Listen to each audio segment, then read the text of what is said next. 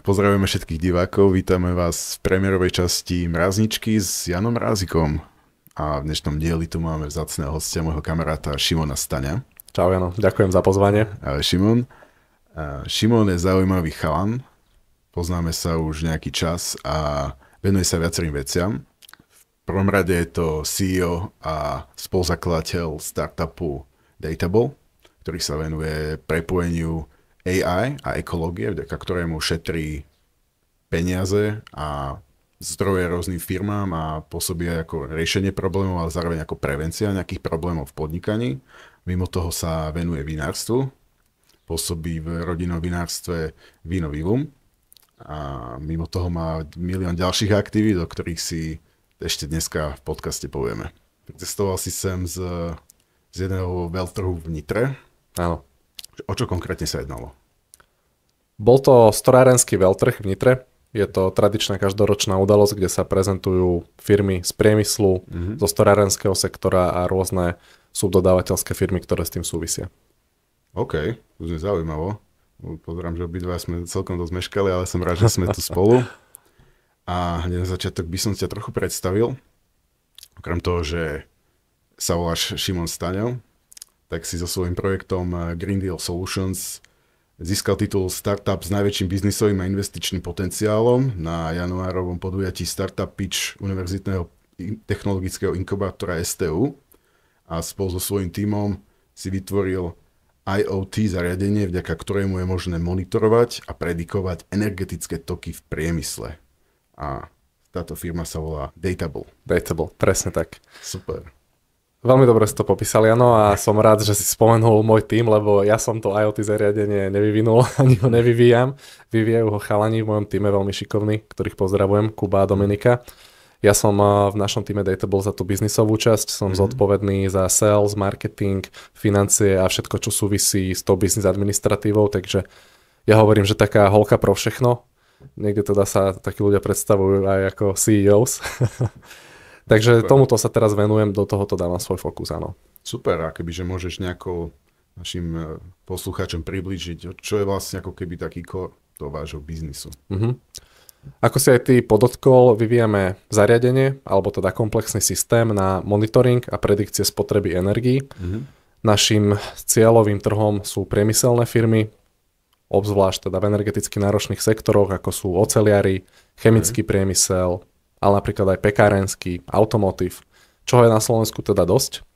A dostali sme sa k tomu tak, že ja som pred asi 3/4 rokom robil pod Univerzitným technologickým inkubátorom STU taký prieskum trhu, kde som kontaktoval rôzne priemyselné firmy, CEOs, CTOs, plant manažerov a pýtal som sa ich, aké výzvy momentálne riešia, čo ich trápi, s čím by sme im prípadne vedeli pomôcť. A okrem toho, že v každej firme majú svoje špecifické problémy, Jasne. tak jedna taká odpoveď sa tam stále opakovala. A môžeš si tipnúť, čo to bolo? Tipnem si, že to bola veľká spotreba energií a nejaká úspora. Áno, boli to energie. Všetci už asi počuli o energetickej kríze. Domácnosti ju cítia, ale tie firmy ju cítia o dosť viac, pretože sú to neregulované subjekty, tie spotreby sú tam rádovo v 100 000 eur. A nevedeli tie firmy, čo s tým. Uvedomili si tú potrebu, že musia šetriť na energiách, čo dovtedy nebol nikdy problém, pretože energie boli lacné. Zrazu to problém bol. Tie firmy na to neboli pripravené a zistili, že absolútne netušia, kde môžu šetriť, ako môžu šetriť a koľko vedia šetriť. No a tým problémom, spoločným menovateľom, ktorý sme si všímali, je, že tým firmám chýbali tie potrebné dáta. Hej. Keď sa prejdeš dneska po priemernej slovenskej fabrike, tak ak už sa niekde rozhodnú si analyzovať spotrebu, čo je skvelá vec, a máme takéto case studies, tak majú klasické analogové merače, chodia tam páni z údržby alebo teda z výroby, ktorí to ručne odpisujú, potom to prepisujú do Excelu, snažia sa to nejako analyzovať, ale márne. Alebo potom teda druhý spôsob je, že im príde faktúra, z ktorej majú všetci hlavu smútku a snažia sa to konzultovať s odborníkmi. Takéto spôsoby sú, poviem, veľmi pracné, dosť nepresné a hlavne sú už neskoro. No a my sme teda dumali, brainstormovali, pýtali sme sa tých plant manažerov, čo by im pomohlo. A prišli sme na to, že oni keby videli, presne kde a koľko spotrebovávajú teraz v aktuálnom momente s presnosťou na každé jedno zariadenie. A ešte by sme im nejakým spôsobom vedeli predikovať, čo sa bude diať do budúcna, tak to je presne ten tool, čo by im vedel pomôcť robiť lepšie rozhodnutia ešte, akým majú čas. No a tak vzniklo Dateable, ktorého cieľom je vlastne priniesť dáta firmám na základe AI, teda umelej inteligencie, tak, aby sa chovali viacej sustainable, teda nejakým spôsobom optimálnejšie, ekologicky udržateľnejšie. Takže super. Data AI sustainable rovná sa Dateable. Mne sa páči, že v podstate skombinujete nejaké 3 veci dokopy, čo sa mi najviac páči na Dateable. A to je prvé, umelá inteligencia, ktorá je proste podľa mňa veľmi hot v dnešnej dobe. No, je to buzzword. Je to proste budúcnosť a je tam veľký potenciál. Páči sa mi, že to skombinujete s ekológiou, kde v podstate ako keby niekomu šetríte životné prostredie, čo je tiež veľmi horúca téma do budúcna. A myslím si, že čím ideme ďalej, tak je to proste viac a viac aktuálne. A tretia vec je, že v podstate riešite problémy. Áno. Že keď má niekto problém, že buď má veľké výdavky, alebo môže to aj negatívne vplývať na jeho proces, že nevie, koľko spotrebováva energie a viete mu nejako pomôcť, či už ušetriť peniaze, alebo to nastaviť efektívnejšie, tak to sa mi páči, keď to celé takto keď to celé zhrniete a má to pozitívny výsledok.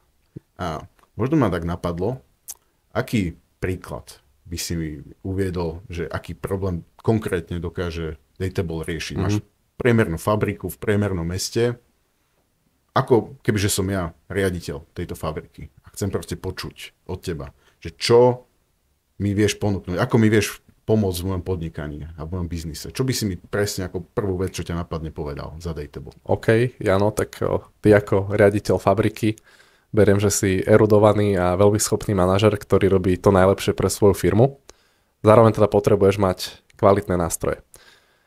Doteraz si ten podnik a tie náklady riadil či už pocitovo, alebo ex post z nejakých energetických auditov, z toho, čo ti povedali zamestnanci, z toho, čo si nejakým spôsobom ty vypozoroval voľným okom.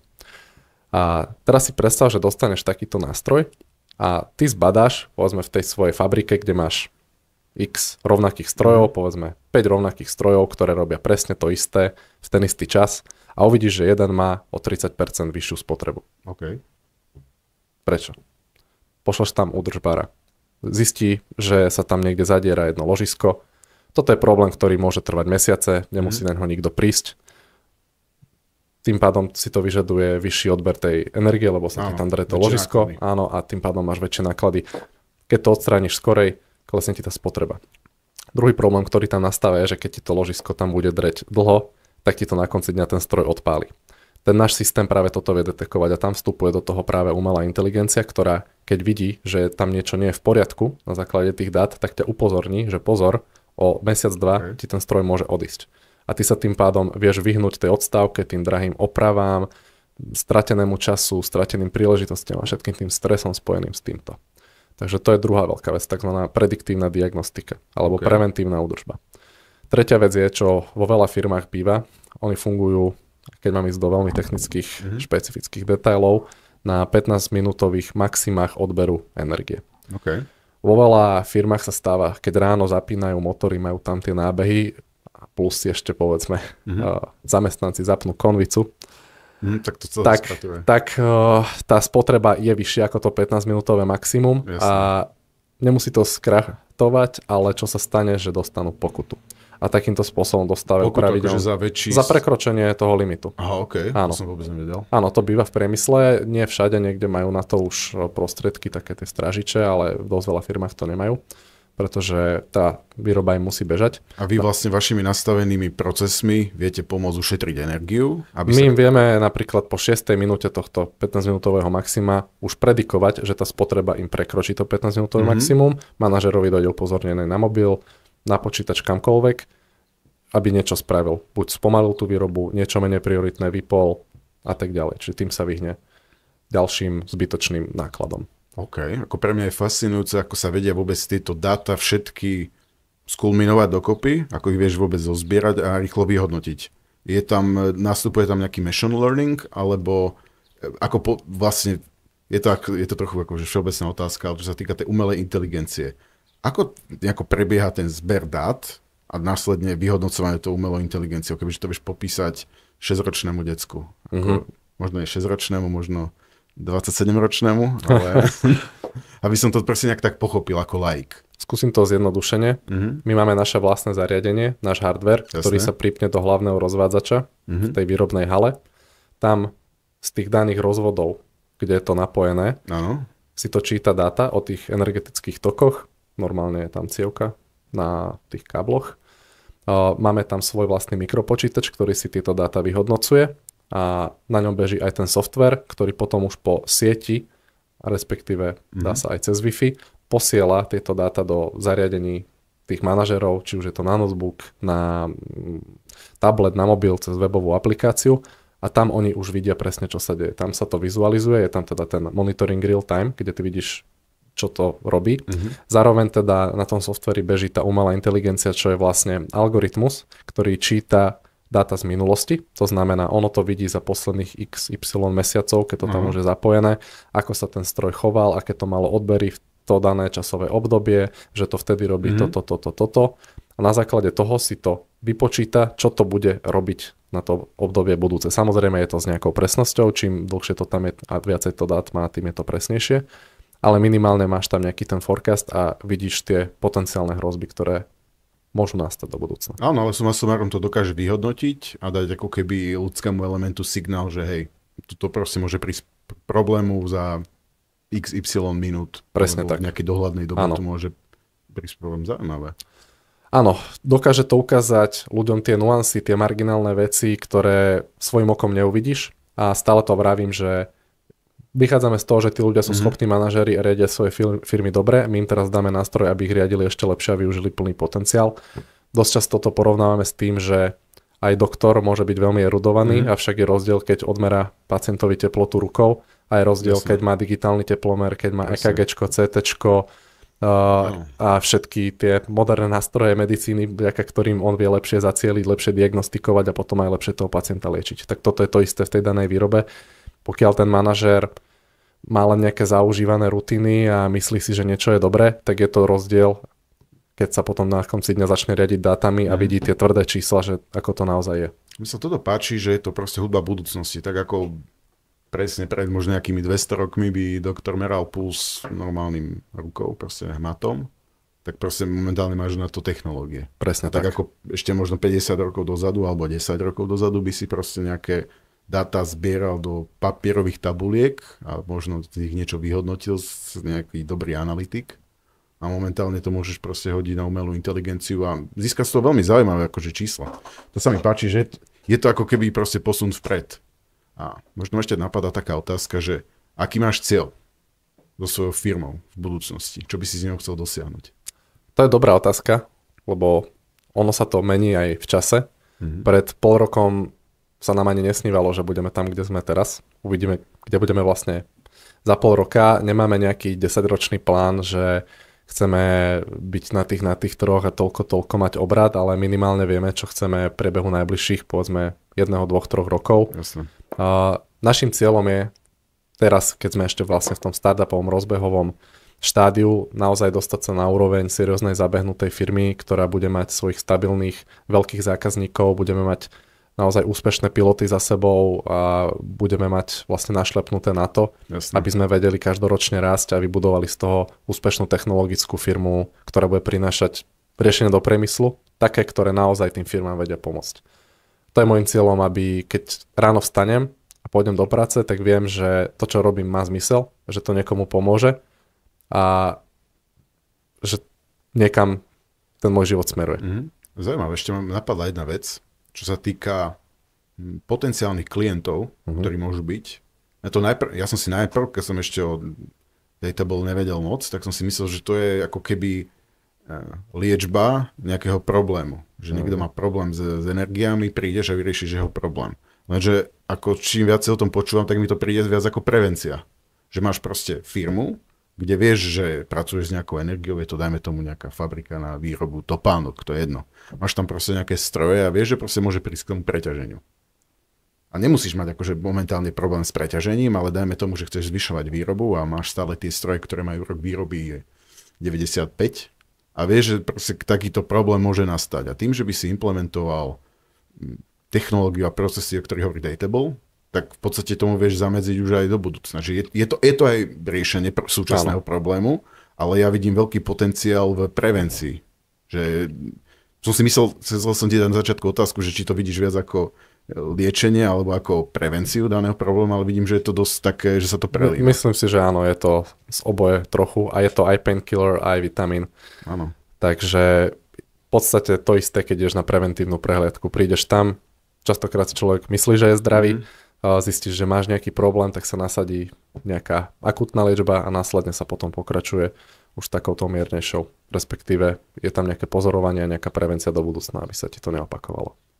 Na začiatku podcastu som spomenul, že jednou časťou tvojich aktivít je rodinné vinárstvo Vinum Vivo, ktorý v podstate sponzoruje aj naše fotenia, už nejaký ten piatok a máme veľmi dobrú a plodnú spoluprácu. Mňa by zaujímalo, aké je tvoje obľúbené víno? Moje obľúbené víno?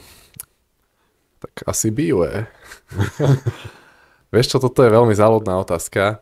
Ja ako sommelier teda mám preochutnávané nejaké vína, aj my robíme viacero vín.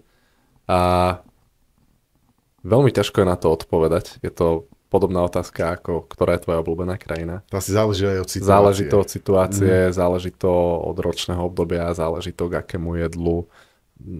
Dajme tomu, že by si sa ocitol na stroskotanom ostrove a do konca života proste mohol piť už len jedno víno.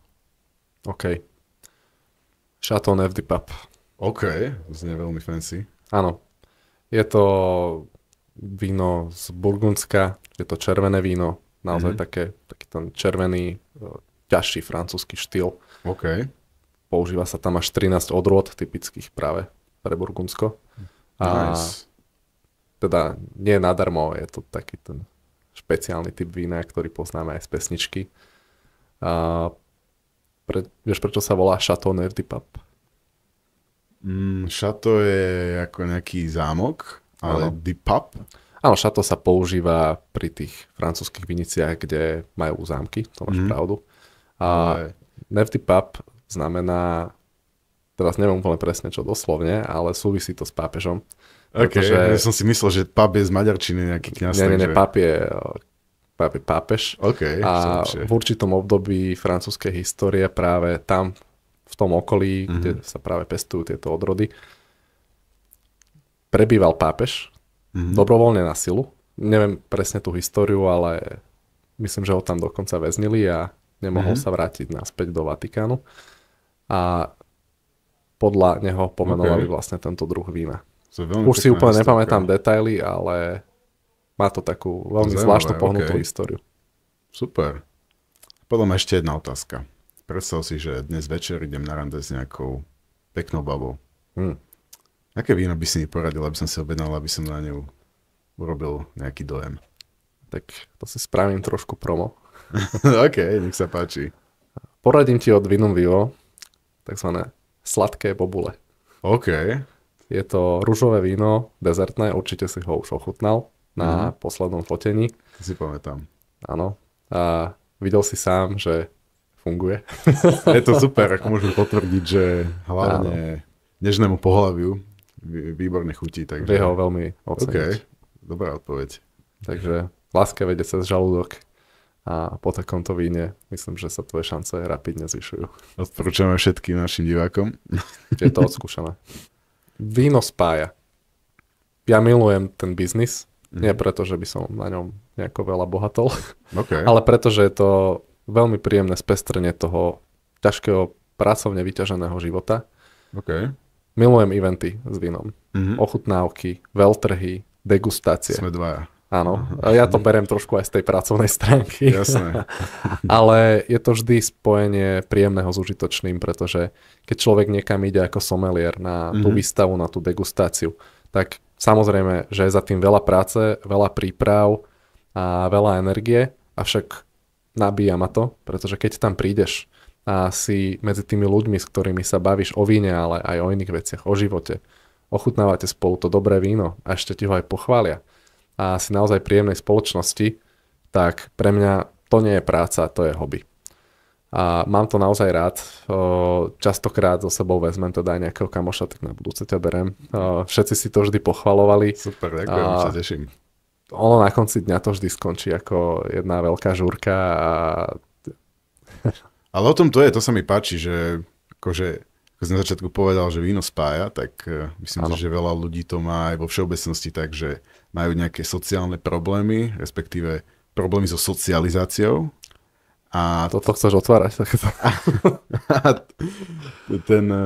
To víno poťažmo alkohol vie akože pomôcť preklenúť. A myslím si, že možno, ja nechcem akože preháňať, ale 50%, 40, 50, 60% poslucháčov podľa mňa by ani na tomto svete nebolo nepiť alkoholu, takže...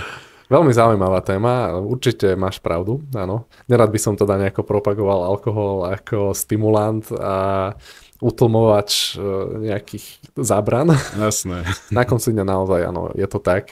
To víno je zase trošku aj špecifické v tom, že človek to pije aj pre tú chuť, aj pre ten zážitok z toho, jasné, aj preto, že je to dobre k tomu jedlu.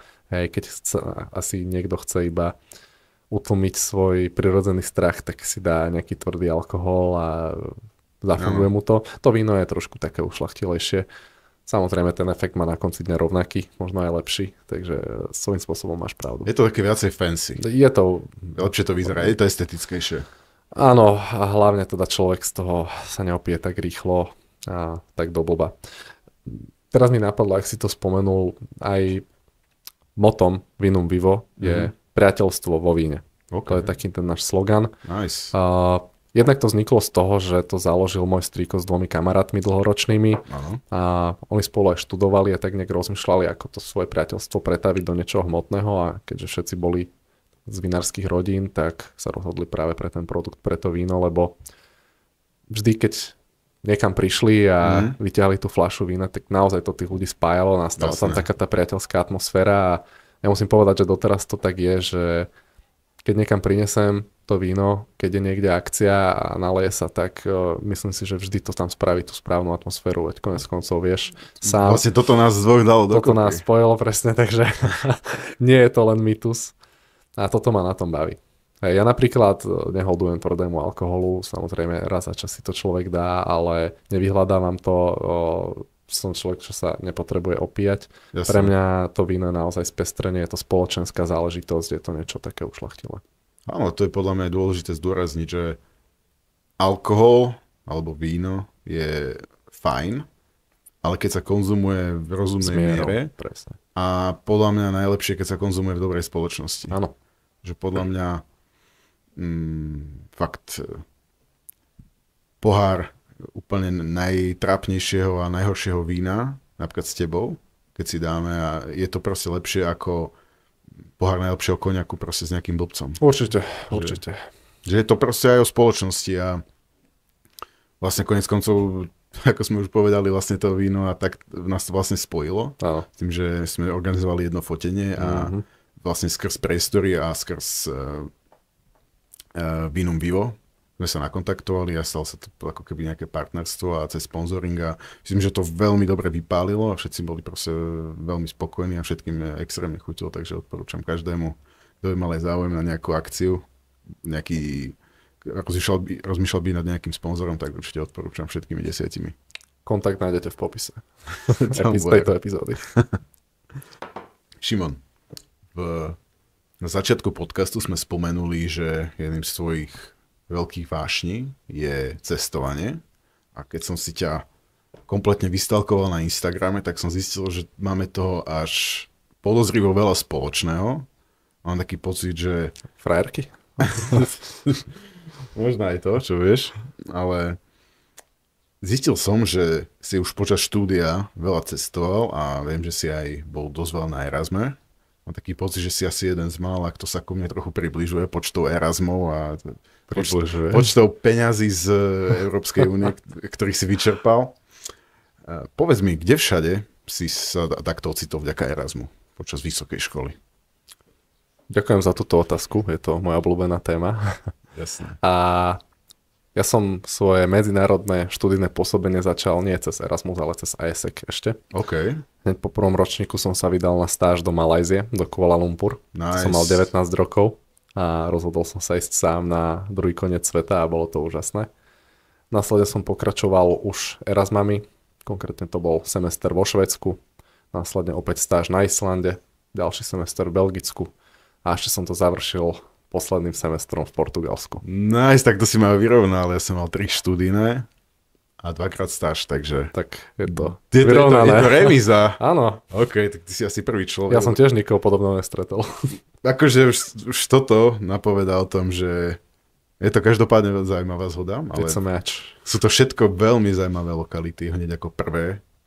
Akože, kebyže povieš, že máš prvý Erasmus v niečom takom konzervatívnom, že OK, Švédsko, alebo ja neviem, Nemecko, Poľsko, Maďarsko, tak si poviem OK, ale hneď prvý šup a Malajzia. Áno. 19 rokov. Áno.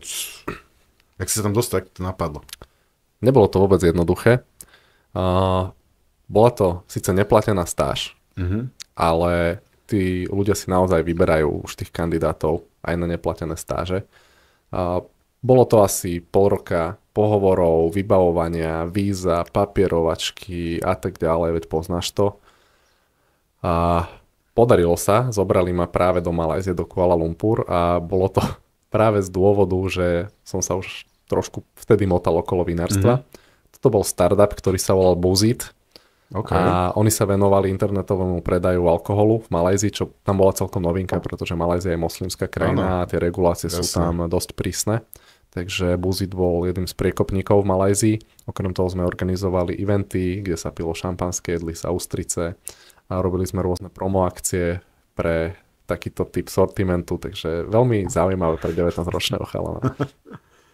To mi napovedá jedna otázka, o ktorej sme sa naposledy bavili. Máš nejaké životné moto? Životné moto. Víno, chlebičky, to sú moje koničky. Ale keby som mal povedať jedno také serióznejšie, tak mi napadlo teraz, že raz som videl na jednej stene takého chrámu napísané, že pracuj tak, ako by si mal žiť večne a žij tak, ako by si mal zomrieť už zajtra. A to vo mne strašne zarezonovalo, že hlboká myšlienka, a keď sa nad tým človek zamyslí, tak asi naozaj takto treba žiť. To si videl v tej Malajzii? Nie, priznám sa, že neviem, kde som to presne videl, ale bolo to napísané na stene nejakého kostola, myslím. Takže to bolo niekde skôr v Európe. Ale naozaj to mi zase dáva ako keby... Zapadá mi to do takej skladačky mladého chalana, ktorý proste v 19-20 fakt vybehne do toho sveta a mám taký pocit, že si strávil možno polovicu štúdia. Áno, asi tak polovicu. Približne. Takže mi to tak zapadá do tej skladačky. To by bol, kebyže je o tebe natáčaný film, tak to by bol taký starting point. Určite sa niečo takéhoto držím. Súvisí to s takouto filozofiou stoicizmu. Ja som toho veľký fanúšik, aj teda mám načítané knihy o stoicizme a veľmi sa mi páči táto životná filozofia, takže toto s tým dosť súvisí. Pekne. Ešte povedal si, že si bol v Malajzii a následne si išiel na Erasmus do Švédska. Áno. Prečo práve Švédsko? Je to dosť drahá krajina, viem, že veľa ľudí s tým malo problém tam ísť na Erasmus, nie je to až také populárne. Áno, to som úplne nevedel, že je taká drahá, že je až taká drahá. Na druhú stranu človeka to naučilo trošku hospodárne narábať s peniazmi. Naučilo ma to variť. To bolo niečo úžasné. Ja som predtým bol mladý chalan, zvyknutý chodiť jesť von a tuto máme celkom, by som povedal, obstojné aj tie teda vysokoškolské jedálne, Venza a tak ďalej, to vo Švédsku neexistovalo. Pozdravujeme Venza. Pozdravujeme Idenmeet. A to tam neexistovalo. Ak chceli si človek jesť von, tak si mohol pripraviť tak 30 eur, čo na tie časy bolo extrémne veľa. Aj ešte na teraz je to, by som povedal, dosť. Takže YouTube a začal som pozerať, ako vlastne mám spraviť nejaké kura, ako mám spraviť rýžu, ako mám spraviť nejaké nudle. A doteraz z toho ťažím, lebo človek sa naozaj naučí tým, že musí. A varenie ma začalo baviť a doteraz si varím, aj keď teda tu už to nie je taký need, ale je to oveľa lepšie, je to oveľa zdravšie, človek si spraví to, čo chce, ako chce a tak ďalej. Takže je to drahá krajina, ale by som sa vrátil k otázke. Mňa vždy lákala Škandinávia. Ja som vždy túžil precestovať tieto severské nordické krajiny, baví ma tá kultúra, tí vikingovia, Mám rád blondíny s modrými Vicky očami. chcem doplniť. Áno, tak toto bol raj vo Švédsku. Aj keď teda poviem aj B, že čo ma naučil Erasmus vo Švédsku je, že treba si spraviť trošku lepší prieskum o tom, že kam človek ide, lebo človek čaká tú krásnu švédsku idylku. Na schvál som nešiel do Štokholmu ani do nejakého veľkého mesta, vybral som si úplne anonymné mestečko s názvom Borlänge. Okay. A človek tam príde po 13 hodinách cestovania z Moreny, je to ešte asi 3 hodiny vlakom zo Štokholmu, už bolo 10 hodín večer, všade plno snehu. Jednak som zistil potom, že nemám ubytovanie, zároveň som zistil od nášho pick-up guya, že Borlänge je tretie najnebezpečnejšie miesto po Štokholme a po Malmö. Že to Švédi volajú také malé Mogadišu, dokonca to vyhralo cenu za najškaredšie mesto vo Švédsku.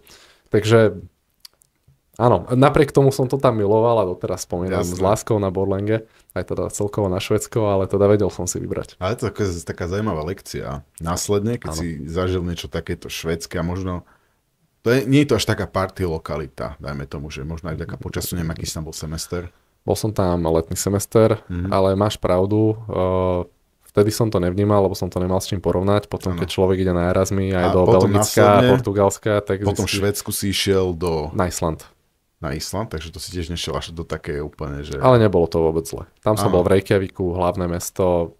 A veľa ľudí si to pochvalovalo, čo viem, že boli na Erasme na Islande. Áno, je to krásna krajina.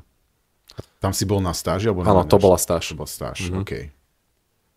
A následne si išiel ešte... Potom hneď rovno odtiaľ do Belgicka, do Antwerp. OK, to už je iné kafé.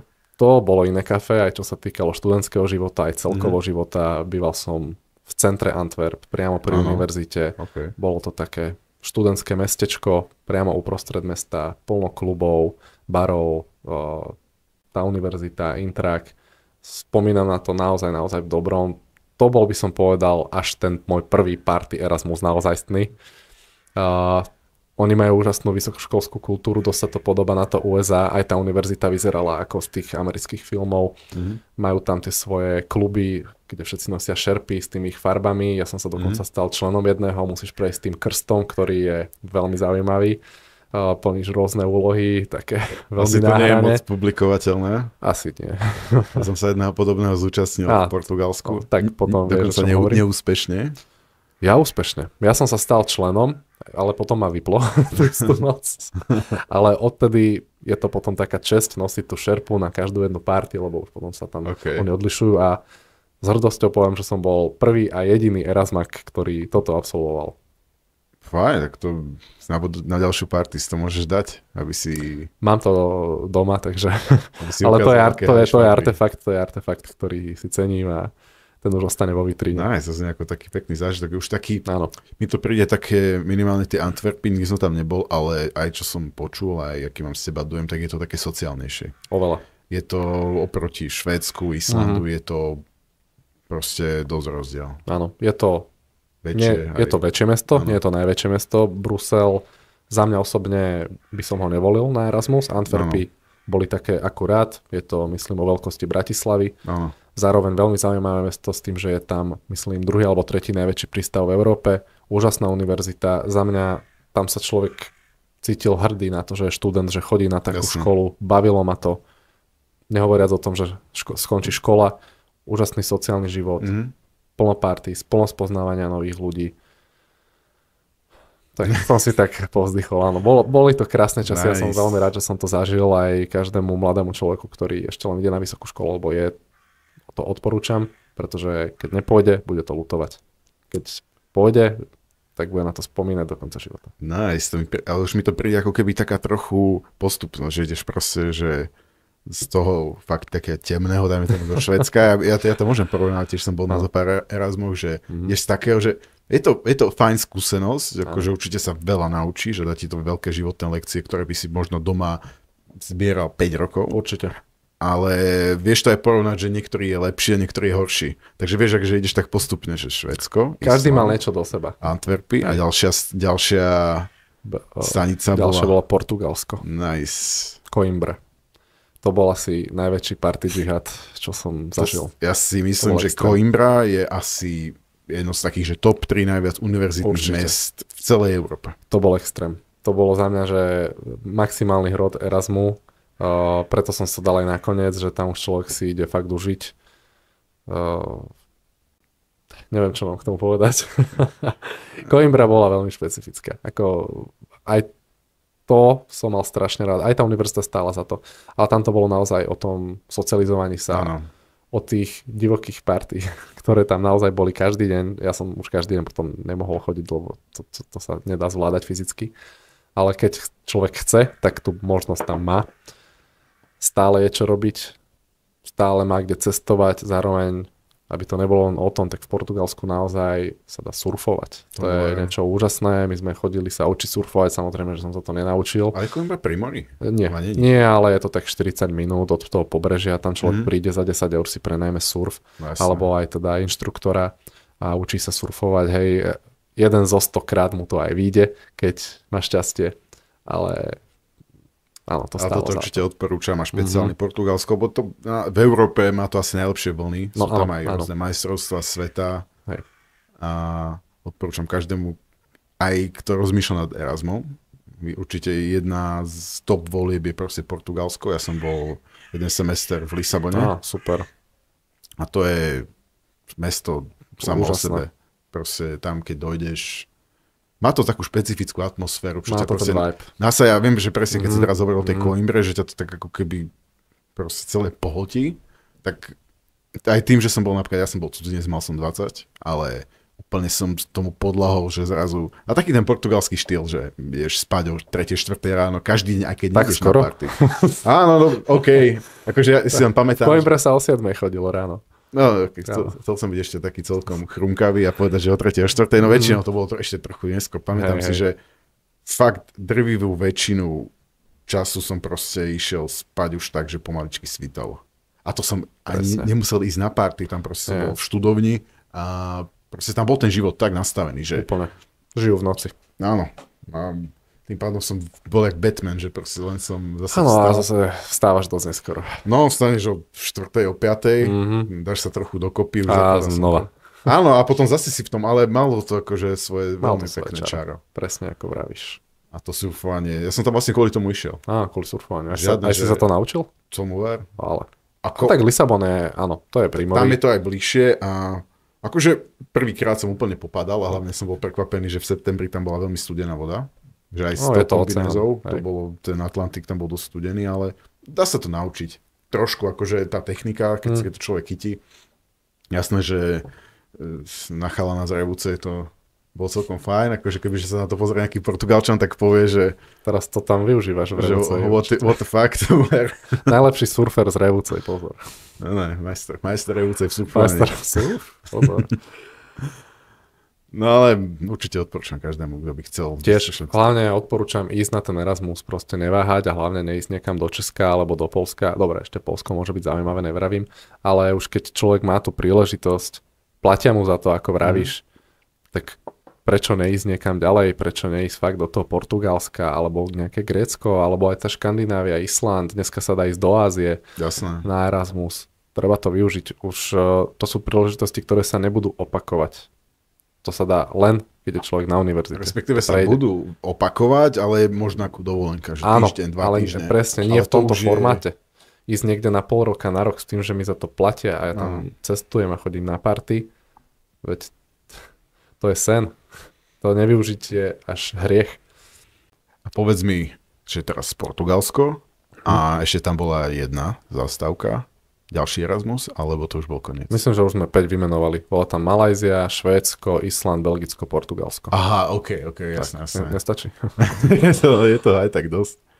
Ale určite odporúčam, akože ty si to, tým pádom si to vyšperkoval, že ideš ako keby z toho pre mňa najhoršieho na to najlepšie. To by som nepovedal, že čo bolo najlepšie, najhoršie. Všetko malo svoje pre a proti. Za mňa napríklad Švédsko je stále srdcovka, ako krajina, ako blondíny. Co to máš doteraz? Ako tá kultúra, ako tí ľudia. Veľmi sa mi páčilo vo Švédsku. Hlavne boli sme na výlete za polárnym kruhom v Laponsku. Videli sme polárnu žiaru. Boli sme v saune vedľa zamrznutého jazera, v ktorom sme sa potom kúpali v diere v ľade. Liezli sme po ľadových vodopádoch, boli sme na psích záprahoch, boli sme pozrieť tých sámov, ktorí tam chovajú tie soby. Boli sme v tých norských fjordoch, kde sme jedli veľrybu. To sú zážitky, ktoré absolútne stoja za to a to som nevymenoval ešte všetky. Takže za mňa ten sever bol parádny. Mňa napadá taká otázka, lebo sám na sebe to viem popísať, keď som žil nejaký čas vonku, tak každá tá časť života, to obdobie, či to bolo pol roka, rok, niekoľko mesiacov, tak ma niečo naučila. A viem, že proste mne to aj pomohlo sa vysporiadať s nejakými svojimi vnútornými démonmi a to myslím, že väčšina ľudí tak má, keď cestuje. A niektorí sa objavia zase. Takže ale hej. To je to, že nikdy nemôžeš povedať, že si úplne nad niečím vyhral, akože môžeš povedať, že si akože s tým v kontakte a si toho vedomý, akože môžeš viac tak na hlbšiu debatu. Ale by ma zaujímalo, že na každú konkrétnu čas, každú ako keby bol si vo Švédsku, tak 1-2 vetami popísať, čo ťa to naučilo. Úplne, môže to byť drobnosť, ako si povedal, že ťa to naučilo variť vo Švédsku. Taká úplne maličká vec, ale akože vo finále to môže spraviť niečo fakt, že veľké. OK. Malézia ma naučila, že my nie sme pupok sveta. Že všade vo svete sú úžasní ľudia. Či sú to moslimovia, či sú to Číňania, či sú to Malajci, Indovia. Jasne. Sme v podstate všetci rovnakí, aj keď sme iní, ale vo svojej podstate sme všetci rovnakí a máme úplne rovnaký potenciál. To je asi Malézia, lebo to bol veľký kultúrny šok. A že nemáme si mysleť, že to, čo máme my tu, je normálne. Normálne je všade to, čo je tam, áno. Švédsko ma naučilo variť, ako vravíš. Zároveň ma to naučilo robiť si trošku dopredu prieskum, kam idem. Jasné. Island ma naučil prežiť v extrémnych podmienkach. Ja som tam naozaj prestopoval pol Islandu, spali sme v stane. Ja som spal v stane, ktorý mi premokol. Na Islande, keď prší, to nie je ako tu, to je vodopád. Mne cez 2 nepremokavé bundy sa utopil mobil. Bol som tam na festivale, kde som bol v takomto premoknutom stane. Po prvom dni som mal zapálené hrdlo, nevedel som rozprávať. Pil som tam paracetamol, do toho teda ich domácu, takzvanú lanty. Takže... A prežil som tam takto 5 noci na tom festivale, ktorý bol úplne úžasný. Takže fakt prežiť v extrémnych podmienkach ma naučil Island. Belgicko ma naučilo, by som povedal, možno viacej si užívať život. V štýle, že nemusíme byť takí konzervatívni, ako sme na Slovensku, ale naozaj, keď človek je študent, tak si môže dovoliť ísť na obed, na pivo. Tam sa čapovalo pivo na škole. Tam to, že je človek študent a chodí na tie party, to bola výsada. To bola hrdosť, ktorú aj tí učitelia tam rešpektovali, brali to ako súčasť toho výsadu, života. Že tiež na party? Áno, bolo to úplne bežné, že boli tam tie študentské kluby a bolo to ako keby aj podporované tými univerzitami, že tí ľudia sa majú socializovať, majú sa stretávať, majú si užiť tú mladosť a že to vypätie, ktoré tam je z tej školy, treba s nejakým spôsobom kompenzovať a že to nie je nič zlé. Že to je normálna súčasť života. A čo ma naučilo Portugalsko? Portugalsko ma naučilo... dobrá otázka, veľa si nepamätám odtiaľ. Nie, Portugalsko ma naučilo, že všetko dobré sa raz musí skončiť, ale to je v poriadku. Lebo to bol môj posledný Erasmus, takže to bolo také, že áno, vedel som to. To je pekná lekcia. Áno. A uvedomoval som si to už dopredu, že ono to skončí, ale o to viac si to treba užiť, lebo ten moment je tu a teraz. Teraz na ňu síce spomínam, ale už sa nevráti. Takže... Nice. Asi tak. Pekná myšlenka na záver, si to pekne zakončil. Ďakujem. Ešte máme 5 minút, takže tam dám proste klapku. Ale ja som si všimol na Instagrame, že som minulý rok absolvoval taký menší, väčší jugotrip, keď si išiel do Slovenska až, myslím, že do Čiernej hory. Do Albánska ešte ďalej. Ešte ďalej do Albánska, potom si zase vracal trošku inou cestou. Áno. Lebo momentálne s jedným kamošom, Richardom, riešime podobný trip a by ma zaujímalo, že čo by si k tomu povedal, aké sú tvoje dojmy z toho tripu. Úžasné. Za mňa som pocestoval, nechcem povedať, že veľkú časť sveta, ale nejakú časť sveta. A Balkán máme v podstate za rohom. V živote som tam predtým nebol a bol to úžasný zážitok. A bola to prvá dovolenka, kde som išiel sám, lebo ja som aj na tie Erasmy a stáže chodil sám. Tam už si dlhodobo niekoho si tam nájdeš, kamošov a tak. Ale toto bola dovolenka v štýle, že som sadol do auta a nevedel som presne kam idem, len som zameril na juh. Okay. A moja prvá zastávka bola v Segede, v Maďarsku, kde som sa zastavil. Pozrel som si teda rodisko Segedínu. A rozmyslel som, že kam ďalej, boli asi 4 hodiny po obede a pozerám mapu, že tak idem už za hranicu do Srbska, je tam nejaké pekné mesto, že Nový Sad. Tak som išiel tam, bukol som si ubytko za asi 4 eurá na noc, vlastná izba. Hej, už keď tam človek príde, tak domáci ho zobral na skutri do bankomatu a takto bez prilby telefonoval pritom a tak ďalej. Čiže Balkán proste. Jasné. Úžasné. Krásne mesto. Neveril by som, aké nádherné staré mesto majú v Srbsku. By som povedal, že krajšie ako Bratislava. Úžasný nočný život, party. Srbky majú tiež čo to do seba. Svoje. Áno.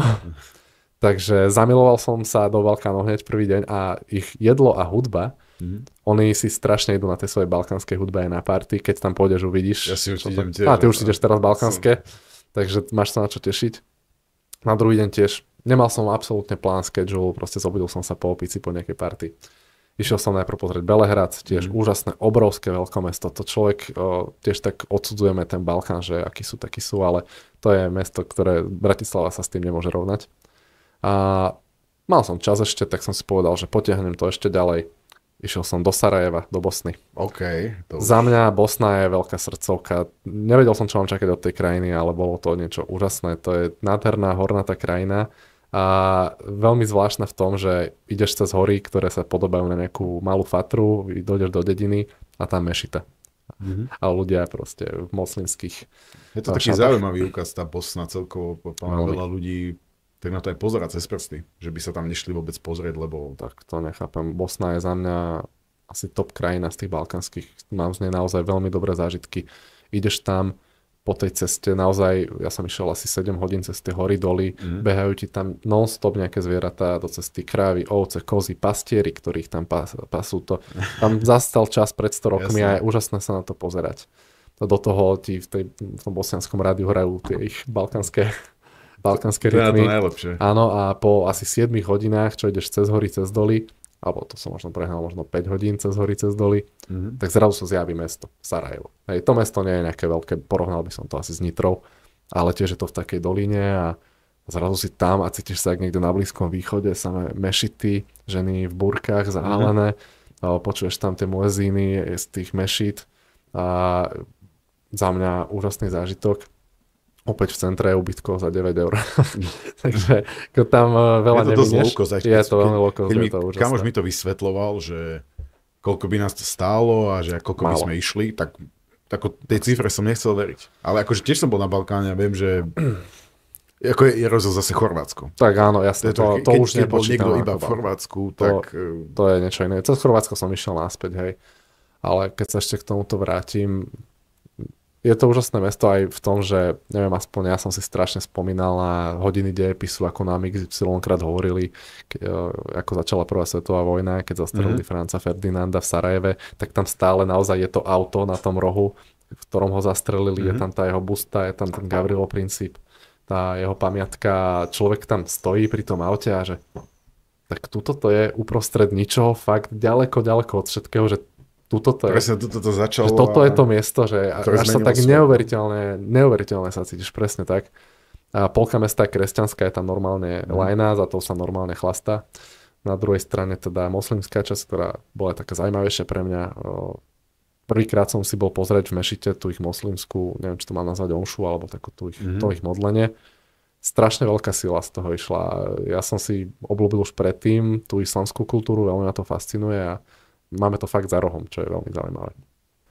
No a potom teda som pokračoval, ako vravíš, Čierna hora, neskôr Albánsko. Tam už som teda ja spával v aute. Jasné. To bol zážitok, lebo v Albánsku človek sa bojí o obličky, tak musíš sa trošku predtým predpiť. No a potom zase naspäť cez Bosnu, Chorvátsko, Slovinsko, Rakúsko. Počítal som to, už teraz presne nepamätám, Maďarsko, Srbsko, Bosna, Čierna hora, Albánsko, Chorvátsko, Slovinsko, Rakúsko. A keď počítam aj Slovensko, tak 9 krajín v priebehu 10 dní, takže naozaj krásny road trip.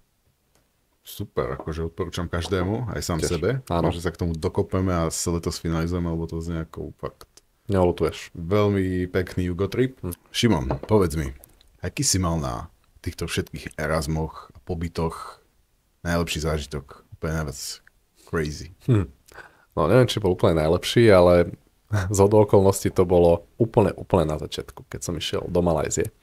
A bol to vôbec prvýkrát, čo som išiel takto nadlhšie preč z domu, preč od rodičov. A spomínam si na to, ako na letisku v Budapešti mi mamina hovorila, že len aby sa nič nestalo. A ja veľký hrdina, že čo by sa asi tak mohlo stať. No a vtedy som letel do Kuala Lumpur s prestupom v Istambule. A z okolností to bol 16. jún 2016. Keď som bol vo vzduchu medzi Budapešťou a Istanbulom, tak tam začal štátny prevrat. To si možno spomínaš, že niečo aké sa tam dialo. Mám pocit, že hej, že tam ešte súčasná vláda tam robila nejaké prevraty. Ono to bolo všetko také konšpiračné, že kto to vlastne celé zorganizoval. Taký nejaký puč. Áno, puč. Vojenský puč. Chceli zvrhnúť prezidenta Erdogana. Každopádne my sme normálne pristali v Istambule, o ničom sme netušili. Mal som tam mať, myslím, že 2 alebo 3 hodiny prestup. Tak som išiel na pivo. Hej, vypisoval som každému, že už sa strašne teším do Malajzie. A po takých 2 hoďkách som teda išiel na gate. Pozriem na tú veľkú tabulu, všade bolo delay. Tak som si myslel, že zle počasie, absolútne som nič netušil. Išiel som ešte na jedno pivo. A ako si tak srkám, tak zrazu obrovská explózia. Proste tam vybilo okna v tej chodbe, ľudia začali jačať. Explózia. Áno, začali jačať. Totálny chaos. My všetci ako reflexívne pod stoly v tej reštike. Prvé 2 minúty som netušil, čo mám robiť, že som si hovoril, že to snad nie je pravda. To sa mi nemôže diať. To vidíš v správach, to sa deje vo filmoch, ale to sa nemôže diať mne. On po tých 2 minútach tak precitne, že naozaj sa to deje. Tí ľudia tam stále kričali, stále utekali. Tak prvé, čo mi napadlo, že zavolám mamine. Nech po teba dojde. No, áno. A to boli tak 2 hodiny v noci. Tak som tam tak ležal, volám. A som sa snažil znieť tak v pohode, hej. Hovorím, čau mami. No, čau, že čo ma budíš? Že, nič, len alebo nevieš, či sa niečo nedieje v Istambule. No, ty si ešte v Istambule, že čo sa deje? A že vieš čo, no niečo sa deje. Že zapni teatrojku. Tak zapla teatrojku a už iba počujem, že Ježiš Kriste, že veď tam je štátny prevrat, tam sú tanky v uliciach a stíhačky tam lietajú a strieľa sa tam. What the fuck? No, že no super, že zrovna teraz, takže paráda. Nemohli začať zajtra. Alebo 5 hodín. Alebo o 5 hodín aspoň, nie. Tak proste, že čo mám robiť? A teda, že nevie, že idú volať na veľvyslanectvo, že čo? Tak dobre, ja som tam ešte chvíľu ležal pod tým stolom a po asi 10 minútach tam furt som počul ľudí, ak utekajú, kričia v uličke, no tak som sa zdvihol, som začal utekať a kričať s nimi. A po slovensky alebo po turecky? Ja, to je dobrá otázka. Ja viem, že pamätám si, že som stretol policajta a pýtam sa, že what's going on? A on, run. To bol úplný chaos. Takže našiel som si taký sweet spot v lounge bare Turkish Airlines, lebo všetko ostatné už sa zatváralo, odtiaľ utekali ľudia, to bolo úplne celé zlé. Tak neviem, ako veľmi ísť do detailu tej story, lebo som tam bol akože 13 hodín. Long story short, schovával som sa kade-tade, v chladničke som sa schovával, pod barom som sa schovával, medzi tým sa 3-krát ešte zatresla budova, ako keby pri explózii. Videl som vojakov z okna, ktorí nás tam držali v podstate ako rukojemníkov. Videl som ľudí v civiloch, ktorí sa tam s nimi išli byť a bolo ich asi že 1000 a vôbec som nechápal, že čo sa deje, kto je ten dobrý, kto je ten zlý. Tí ľudia s tými tureckými vlajkami, že boli vlastne proti tomu prevratu, vojaci boli tí, čo robili ten puč. A každopádne pozerali sme správy, zistili sme, čo sa deje. Ja som volal s rodičmi, volal som s veľvyslancom, volal som s kamarátom a prevolal som za tú noc asi 400 €. Fakt. Jasné, však ale to ako neriešiš, ani roaming, ani nič. No, a tak Turecku nemáš ani teraz. Aj to jasné. No a čo si odteraz pamätám, že asi, ja neviem, o 4 ráno zase ako obrovská explózia, zase všetci na zem, ja už som mal dobité kolena. Tak som sa doplazil do takej miestnosti pre personál, asi ako táto izba, bolo nás tam snad 100 hlava na hlave, všetci tam plakali, fajčili, telefonovali. No a bol som tam 3 hodiny, že do 7. Mne to pripadalo ako 3 týždne. Volal som medzi tým s veľvyslancom, pamätám si, že som mu hovoril, nech ma odtiaľ dostanú. A že no, ostaňte tam, kde ste, lebo v meste sa strieľa, že to ako vôbec nie je bezpečnejšie. Tu noc tam zomrelo mimochodom 280 ľudí, že extrém. No a pamätám si, že o 7 ráno, alebo teda ešte o 6 som s ním volal, že kedy to skončí. A on, že no neviem, to môže trvať hodiny, môže trvať mesiace. Nice. Tak to bola strašná predstava, že takto tam budem, neviem, dokedy zavretý. Úžasná. O 7 mi volá, že vyzerá to, že to veľmi rýchlo potlačili ten puč. Že je to teda bezpečné. Že vyzerá to, že áno. Tak som vyšiel von na letisko, tam bol totálny chaos, tam nebol žiadny personál, žiadne security, tam mohol hocikto prísť, odpaliť sa. Nemali sme si kde kúpiť jedlo, vodu, tak sme začali proste rabovať tam tie bary, ľudia si brali vody, ja som si zobral fľašu rumu. Okay. Že som si, to by som spravil asi skôr. Ja som si logol ráno. Asi tak ja som si logol hneď ráno. A už to vyzeralo teda, že Malajzia sa ruší, proste tam nič nelietalo, rodičia boli také, že nech okamžite vypadnem pocika, nech sú letenku. Ja som bol z toho smutný, ale keby som aj chcel, tak tam sa nedalo. Tam proste vládol chaos, nedala sa kúpiť letenka, nič. Nevedel som vlastne, čo mám robiť. No a po asi zhruba 17 hodinách, tak zrazu sme počuli oznámy z rozhlasu a že wow, civilizácia. No a povedali, že obnovujú 3 lety a jeden z tých letov bol ten môj. Nice. Takže som bol rodičom, že teda viem, že chcú, aby som sa vrátil domov, lebo zošediveli. No. Ale že to môže trvať ešte deň alebo 2, čo rozhodne tu nemením ostať, alebo o 3 hodiny letím do Malajzie. Dobre, tak chod do Malajzie. A tie 3 hodiny boli ešte najhoršie, lebo fakt človek čakal v tej rade, nevedel, kto tam vlastne je, všelikto sa mohol dostať do toho letiska. Strašné čakanie, ale už ako náhle sme boli v lietadle, zletli sme, tak ja som bol najšťastnejší človek na svete. Dali nám nové ponožky, dali nám ten taký horúci úterák, vieš, Turkish Airlines, dali nám jedlo, vodu a som si povedal, že konečne sa znovu cítim ako človek. A za 8-hodinový let som ani nespal, ani som nebol na vecku, ani som nepozeral film, ja som len sedel. Ja som bol rád, že som rád.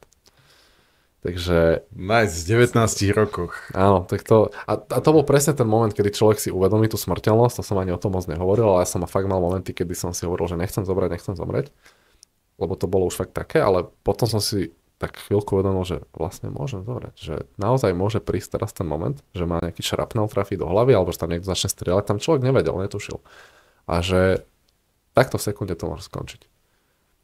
A vlastne to bol ten moment, kedy ja som si tak povedal, že áno, že nikdy nevieš, čo sa ti stane, ktorý deň a preto fakt každý deň prežij naplno, proste neodkladaj veci, chceš niečo niekomu povedať, tak mu to povedz, chceš niečo spraviť, niečo zrealizovať, tak to zrealizuj, lebo nevieš, či zajtra nebudeš na vozíku, nevieš, či ťa nechce nejaká vážna choroba, nevieš, či fakt ťa neprejde auto. To je pekne povedané. Takže to sú také tie momenty, kedy si to uvedomíš. Nice. No. Tento zážitok by som na teba vôbec nepovedal, ale neviem, na koho by som to povedal. No, tak toto sa len možno tak niekoho na práškoch, ale... To si nevyberá takéto incidenty, ale ako na druhú stranu vyviazal som z toho bez škrabanca, keď nepočítam odreté kolena. Hej, ale akože... Asi to tak malo byť, keď si ešte prvýkrát išiel na niečo také väčšie. Prvýkrát, neuveriteľné. No. A fakt to človeku asi tak má ukázať, že ži naplno a žiť teraz, fakt, nikdy nevieš. To je akože veľmi pekná lekcia. A ešte ako vtipné pokračovanie potom bolo, že som prišiel do tej Malajzie o 5 ráno ich času, už som nespal ani neviem koľko. ISEC guy ma zobral na ubytko, ktoré bolo veľké asi ako moja posteľ, čo mám teraz na byte. Bola tam jedna válanda, jeden regál. Neboli tam ani vankuše, ani deka, nič. Bolo to otrasné, boli tam šváby a šterice na izbe. Bolo mi to jedno, chcel som ísť spať. Ale volala mi hneď šéfka z tej firmy, kde som pracoval, a že teda že je rada, že som prežil, že sa tešia, že sa báli a že chápe, že som vystresovaný teraz. Ale že pozor, o 6 ráno v nedeľu, že spúšťajú novú stránku a že mal by som byť na office. O 6 ráno v nedeľu potom to, čo nám všetko stalo. No nepovieš prvý deň nie. Tak som tam išiel, akože ja už som videl zvuky, bol som tak unavený, takže som toho moc neodpracoval a bol som tam do večera s nimi. Potom boli zlatí, že mi pomohli nakúpiť a tak, aspoň ten vánku v žateku. A povedali, že na druhý deň si mám zobrať day off, takže to som sa vyspal a už som si potom užíval Malajziu. Nice, tak toto je fakt veľmi zaujímavá historka. Si som nikdy nepočul niekoho, kto by to mal takúto skúsenosť, že výbuchy na letisku a... No, neboli priamo na letisku, bolo to niekde pri, jak tam boli tí vojaci, ako tam počuli, ale ako veľakrát sa otriasla tá budova a keď si ešte špeciálne v Turecku, no. Veď práve.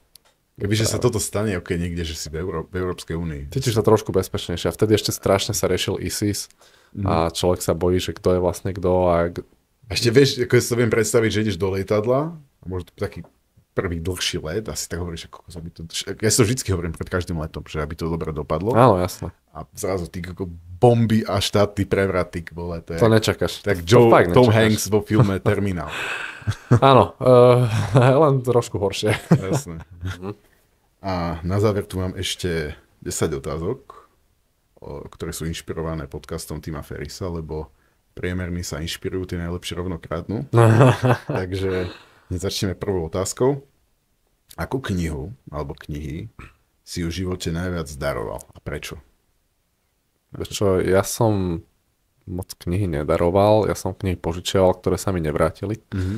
A jedna z nich, ktorú som požičal a nevrátila sa mi a chcel by som ju naspäť, pozdravujem, ty vieš, koho myslím, je Klub ránostajov, alebo 5am Club po anglicky. Robin Sharma? Áno. A síce nevstávam o 5, lebo to nie je môj štýl, ale je tam veľa iných prínosných myšlienok, ktorých sa držím. Ak mám teda odporučiť ešte nejaké ďalšie knihy. Možno také 3. Hej, určite tiež od Robina Sharmu, mních, ktorý predal svoje Ferrari. A v poslednej dobe sa mi veľmi páčila kniha od Simona Sineka, Start with Why, alebo Začnite s prečo. Áno. A to je kniha, ktorej sa najviac držím v biznise. Je to úplný základ. Vždy, keď človek nevie čo, nevie sa rozhodnúť, nevie kade ďalej, treba sa opýtať prečo. Prečo toto robíme, prečo som s tým začal, prečo toto existuje, prečo ten človek robí toto. Tú knihu si treba prečítať a za mňa je to taká najlepšia business lekcia. V poslednej dobe, čo som čítal. Nice. Ďalšia otázka. Aký nákup za 100 eur, alebo menej, pozitívne ovplyvnil tvoj život za posledných 6 mesiacov alebo nedávnu minulosť? Kľudne môže nejakú značku, model, konkrétne. Vieš čo, musí to byť vec? Môže to byť aj, že nákup. Je to nákup, takže to môže byť aj služba. Alebo... Dobre. Bola to skúška na zelenú kartu v golfe. OK. Áno. To bol do 100 eur? Vieš čo, kurz stál 120 a potom ešte skúška 60, tak skúška bola. OK, dajme tomu, že... Áno, dajme tomu, že to vychádza, keď to rozkuskuješ. Zelenú kartu. Čo to znamená vlastne zelená karta? Znamená to, že môžeš hrať na majstrovských ihriskách golfových, čo som doteraz si vlastne neskúšil. Chodím hrať na také tie menšie. OK. Ale minimálne som sa naučil základy golfu a potom to človek musí aj trénovať, aby sa to naozaj naučil. OK. Zaujímavé, to som nečakal, že povieš. Ako ťa neúspech alebo zdanlivé zlyhanie pripravilo na neskorší úspech? Máš nejaké obľúbené zlyhanie? Ja neberiem nič ako zlyhanie. Pre mňa, keď príde nejaký v úvodzovkách neúspech, tak to beriem, že to je súčasť tej cesty a myslím, že to pozná či už aj každý podnikateľ, alebo potom každý športovec, každý človek, ktorý robí niečo, čo nemá tie zdanlivé istoty, ktoré ľudia vyhľadávajú, tak vie, že to je normálna súčasť toho, že človek musí niekedy 9 krát si prejsť niečím, čo dopadne inak ako chce. Až na 10. krát mu to vyjde a ja už som voči tomu nejako obrnený. Keď mám povedať konkrétny príklad, tak Dateable nie je môj prvý startup. Ja som začal s niečím úplne iným a my sme počasie vlastne zistili, že je to skvelé a všetci ľudia nás chválili, opäť aký úžasný nápad. Až na to, že sme zabudli na jednu podstatnú vec a to bolo spýtať sa zákazníkov, či to vôbec chcú. Jasné. A keď sme to spravili, tak sme zistili, že nie. Ale to nás presne potom priviedlo k tomu, že ideme robiť niečo iné. Áno, a na konci dňa som zatiaľ skončil pri Dateable. Dúfam, že teda na dlhú dobu. A že toto je práve ten úspech, ktorý vykvitol z toho neúspechu predtým. Dobrá odpoveď. Ak by si mohol mať kdekoľvek gigantický billboard, na ktorom by bolo čokoľvek, metaforicky povedané, poslať správu miliónom alebo miliardám, čo by na ňom bolo? Prečo? Môže to byť pár slov, jedno slovo, hocičo. Nejaký odsek. Ja sa možno budem opakovať, ale ja by som tam dal presne ten citát, ktorý som už dneska spomínal. Víno spája? Nie, víno klebičky. nie, vôbec. Myslel som tým ten z nápisu z toho chrámu. Ten, že treba pracovať tak, ako by sme mali žiť večne a žiť tak, ako by sme mali zomrieť už zajtra. Nice. To je hlboké.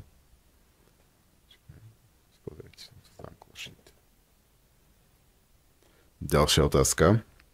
Aká je jedna z najlepších alebo najhodnotnejších investícií, aké si kedy urobil? To môže byť peňazí, času, energie, čokoľvek. To je dobrá otázka, lebo čo sa týkalo mojich nejakých finančných investícií, tak to neboli dosť úspešné. O tom radšej pomlčím. O tom môžem pomlčať, o bitcoinoch a tak. Ale stále vidím viac a viac, že keď investuješ do seba, a je to klišé, hovorí sa o tom veľa, ale naozaj kúpiš si nejakú knihu, ktorú si prečítaš a začneš robiť povedzme len jednu vec inak, ktorá na konci dňa o rok, o dva ti úplne ten život mení. Ideš na nejaký kurz, ktorý opäť zmení trošku smerovanie tvojho života a tak ďalej. Čiže za mňa všetky investície, čo boli do mňa ako osoby, to môže to znieť aj trošku tak akože egoisticky, ale na konci dňa, hej, sme sami sebou celý svoj život. Takže či to bola investícia do kníh, či to bola investícia do kurzov, či je to len vôbec investícia do zdravého jedla, do posilky, do všetkého, čo vie prospeť telu alebo duši, tak to dáva na konci dňa najväčšie ROI. To súhlasím, to si jednoducho nesieš stále so sebou. To je presne vec, tak, ktorú len tak neodložíš. Proste, keď to zainvestuješ do seba, vieš, že sa ti to asi niekedy budú... Určite, hej. Tam nemáš čo pokaziť a vždy tam to ROI bude. Áno, tu mi proste trochu nahráva tomu cestovaniu. To je jedna z veľkých investícií. Cestovanie, presne. To je... Niekedy to človek berie, že koľko tam minie peňazí, ale teraz, keď to retrospektívne si človek berie, nelutuje ani cent. Jasne. Nikdy nebudeš lutovať ani cent z cestovania. Že proste ako po anglicky, že time you enjoy it is never wasted. Yeah, exactly. Exactly. Yeah, just like. OK, ďalšia otázka. Máš nejaký neobvyklý zvyk alebo nejakú absurdnú vec, ktorá ti funguje, aj keď ostatní nad tým krútia hlavou? Niečo také nezvyčajné. Čo som začal praktizovať asi rok dozadu a je to skvelé v dnešnej dobe, plnej závislosti dopaminových na našich telefónoch, je, že prvú hodinu po prebudení nezapínam telefón. What the fuck, to sa ti darí? Áno, robím to už rok a je to úžasné, lebo ako začneš ten deň, tak ti pokračuje a ty keď prvú vec, čo spravíš, čo väčšinou spraví, že hneď ideš scrollovať, tak ty máš toho strašné dopaminové spajky, ktoré ti vybijú práve tento hormón motivácie a potom už ťa netešia tie také normálne veci, ako je pocit dobre odvedenej práce, ako nejaká motivácia ísť spraviť nejaký ten ťažký task a teda. Čiže toto je možno jedna z vecí. Druhá, že ja si dávam aj letový režim už hodinu pred spaním, zase, takže mám taký ten detox. A ešte som chcel povedať jednu vec, ktorú som teraz úplne zabudol. Čo to je? Ale možno si spomeniem. Môžeš sa k tomu vrátiť. Ale pekne, ja ťa v tomto obdivujem. Ja to zase tak berem, že nejak zobudím, si berem telefón, aby som opäť nezaspal. Robia to všetci, ale hej. Nie je to dobré, určite. Vôbec, to žere čas, je to úplne stratený čas na začiatku dňa. Teraz mi napadla jedna vec, čo tiež robím, a to myslím, že asi robia aj viacerí, ale neviem, či si čítal knihu Najprv zjedzte žabu. Počul som o nej. Takže... To je... Počkaj, tento nie Brian Tracy. On je strašný motivátor. Ale táto kniha stále. Áno, ale vie to proste... On to vie veľmi krásne obkecať. Určite, hej. Takže čo robím je, že vždy najprv jem žabu. Je to o tom, že prvá vec, čo máš ráno spraviť, je tá najťažšia, na ktorú sa najviac netešíš, ale na druhú stranu to sú vždy tie veci, ktoré ti najviac dajú do toho dňa. Aká je väčšinou tvoja žaba? Moja žaba je napríklad, keď je nejaký klient alebo potenciálny klient, ktorého už strašne dlho naháňam a je veľmi neresponsívny, zároveň viem, že je to potenciál celkom dobrého partnerstva. A niekedy človeku to nie je úplne príjemné volať a robiť takéto cally, ale vie, že to musí spraviť. Jasne. Tak proste zodvihnem ten telefón a spravím to. Alebo to je nejaký cold call. Alebo to je niečo, čo sa netešíš. Áno, že už keď to robíš, už je to super a keď to vyjde, tak je to o to väčšia radosť, ale nechce sa ti do toho a väčšina ľudí skrzne do tej prokrastinácie, potom to odsúva, potom sa to nezrealizuje a pričom na konci dňa čo sa môže stať.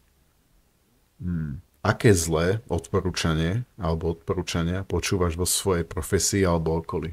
Jedno, čo by ťa napadlo? Také všeobecné je, že takto sa to robí, takto správ. Za mňa to je absolútny nonsens. Ja si veľmi rád nechám poradiť. Mám svojich mentorov, ktorých počúvam a veľmi chcem robiť veci tak, aby fungovali. Na druhú stranu, keď ja mám svoj vlastný rozum a cítim, že niečo by som mal spraviť inak, pretože človek by sa mal aj odlišovať, tak si to proste spravím po svojom. A argument, že takto sa to vždy robilo, je pre mňa najhorší. Jasné, že hľadaš akoby nové spôsoby. Presne tak. Takže nezaškatulkujme sa v tom, že niečo sa tak robí. A to možno aj do života, aj keď neviem, ako veľmi toto možno rozvetviť, ale častokrát tí ľudia si nechajú strhnúť tým okolím, že proste musíš teraz postaviť dom, zasadiť strom a robiť to tak, ako to máme naprogramované v našich malomestských softwarových hlavách. Pričom, prečo? Ten život máš iba jeden. Áno, život máš len jeden, tak ho prežiť tak, ako chceš ty. Áno, to je podľa mňa veľmi dobré odporúčanie pre každého, že aby si žil podľa seba a nenikoho v podstate nemal. Opäť je to klišé, ale je to tak. Áno, ale podľa mňa to je veľmi aktuálne, ja by som to poradil každému, aby žil svoj život podľa seba a nie podľa nejakého projektu spoločnosti alebo svojho okolia. To je úplne jedno. Presne tak, ja vždy tak predstavím, že mám 70 a ohľadnem sa za sebou a že či som rád za taký život, ktorý som prežil, alebo by som niečo spravil inak. A potom sa vrátim naspäť, že mám 26 a viem, že ešte ten život tak môžem prežiť, aby keď budem mať 70, tak som bol na to hrdý. To je veľká pravda. Tak, tam rád. Ešte jedna otázka. Čo by si poradil inteligentnému a cieľavedomému vysokoškolákovi, ktorý sa chystá vstúpiť do skutočného sveta? Akú rádu by mal ignorovať možno? Tak úžasná otázka, lebo včera práve mi volal jeden takýto vysokoškolák, ktorý ma našiel na LinkedIne a pozdravujem ho, keď to bude pozerať. A dali sme si spolu taký mentoring a za mňa to bolo úžasné, pretože ja mám sám svojich mentorov, viem, aké to je dôležité a prvýkrát som ja teraz niekoho takto mentoroval.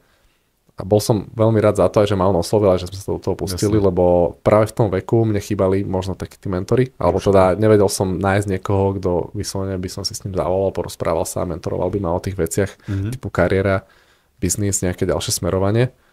A čo som mu aj poradil je, že on chcel tiež v podstate ísť takou nejakou cestou ako ja. A čo bola tá taká najväčšia rada, že proste začni, že máš nejaký svoj plán, povedzme. Neodkladaj to. Áno, neodkladaj to, popal sa radšej 30 krát, ale budeš na tom oveľa lepšie o tie 3 roky, ako keby si nezačal vôbec. Nemusíš presne vedieť, čo ideš robiť, ako to ideš robiť. Ak niečo začneš až vtedy, keď si úplne pripravený, tak je to väčšinou neskoro, alebo teda taký stav nikdy nenastane. Áno, to už by si mohol odkladať. Takže keď niečo chceš ísť na ten Erasmus, prihlás sa, neodkladaj to. Chceš začať podnikať, správ to. Chceš len tak vycestovať, ísť prestupovať Európu, správ to. Áno. Proste, a ja mám samozrejme sny, ktoré ešte som si nesplnil, ale pracujem na tom, že postupne, krok po kroku. To je veľmi dobrá rada. Podľa mňa každý mladý človek by si mal zobrať, či už je vysokoškolák, alebo už je v strednom veku.